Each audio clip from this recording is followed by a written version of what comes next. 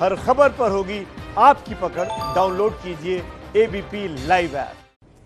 और देखिए, जब भी भारत और चीन का जिक्र होता है तो 62 के युद्ध की बात होती है, और जब जब 62 के युद्ध की बात होगी तब तब इस रेजिमेंट का नाम लिया जाएगा जिनसे आज आपको मिलवाने वाले हैं।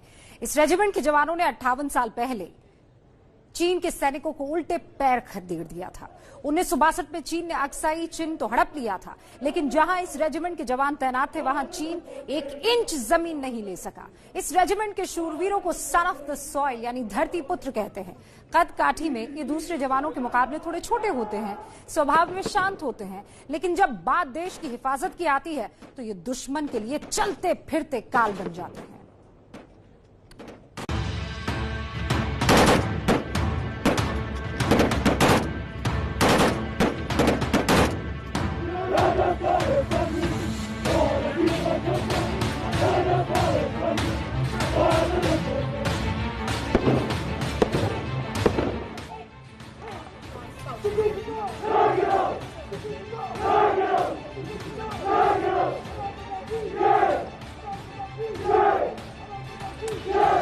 चारों ओर ऊंचे ऊंचे पहाड़ और उन पहाड़ों के बीच भारत माता की जय जयकार।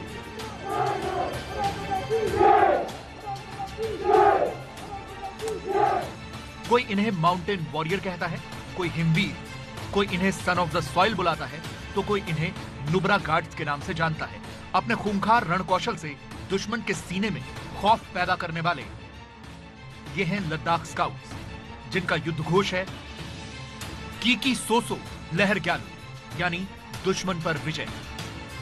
इस रेजिमेंट में लेह लद्दाख के जवानों की ही भर्ती होती है, क्योंकि ये पहाड़ी युद्ध में माहिर होते हैं और वातावरण के हिसाब से पले बढ़े होते हैं।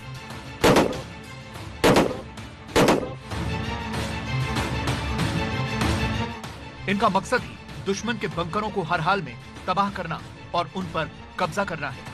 ऊंची ऊंची पहाड़ों पर दुश्मन के बंकर्स होते हैं, इसीलिए इस तरह की ड्रिल कराई जाती है इन्फेंट्री सोल्जर्स को, लद्दाख स्काउट्स के, कि उनको वहां पर जाके असॉल्ट करना। देखो अब बिल्कुल तैयार है और वहां जाके वो तैयार है और उसके बाद इस चोटी पर जाकर जो बंकर है उस पर अपना अधिकार जमा लेंगे। यही दरअसल भारतीय सेना की ट्रेनिंग है और इसी के लिए भारतीय सैनिकों को तैयार किया जाता है। एलएसी का पूरा इलाका पठारों से भरा है। दुश्मन सैकड़ों फीट ऊंचाई पर बैठा हो सकता है, इसलिए जवानों को पहले से ही ऐसे युद्ध के लिए तैयार किया जाता है।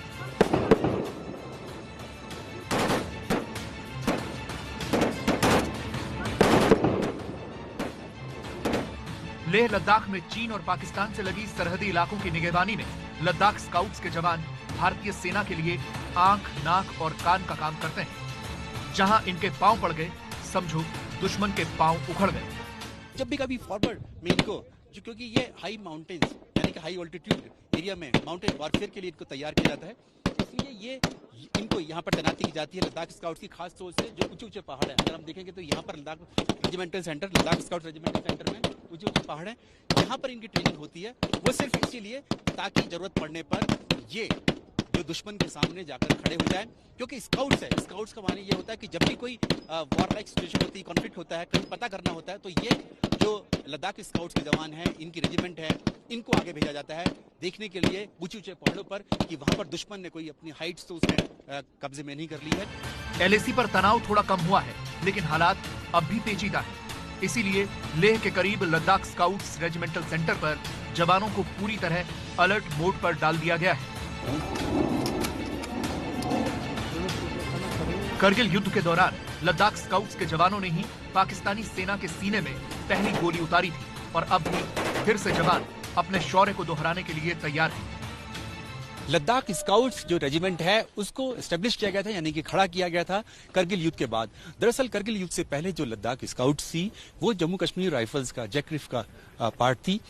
लेकिन जब करगिल युद्ध हुआ तो सबसे पहले, क्योंकि करगिल युद्ध हुआ था करगिल, द्रास, बटालिक की चोटियों पर हुआ था, ऊंची ऊंची पहाड़ियों पर, तो वहां पर जो लद्दाख स्काउट्स की जो रेजिमेंट थी उनको सबसे पहले भेजा गया था देखने के लिए, क्योंकि स्काउट्स है तो इसलिए इसका जो चार्टर है वो ये कि जाके देखे कि दुश्मन ने कहां पर कब्जा किया हुआ है। तो सबसे पहली लड़ाई जो करगिल युद्ध की हुई थी वो लद्दाख स्काउट्स के ही जवानों ने की थी, जिसके कर्नल सोनम वांगचुक जिनको महावीर चक्र दिया गया था इस युद्ध के बाद। और जब करगिल युद्ध में जो लद्दाख स्काउट्स ने अपनी बहादुरी दिखाई, अपना पराक्रम दिखाया, उसके बाद ही लद्दाख स्काउट्स रेजिमेंट को अलग किया गया, यानी कि वर्ष 2000 में इस लद्दाख स्काउट्स रेजिमेंट को एक अलग से रेजिमेंट बनाया गया।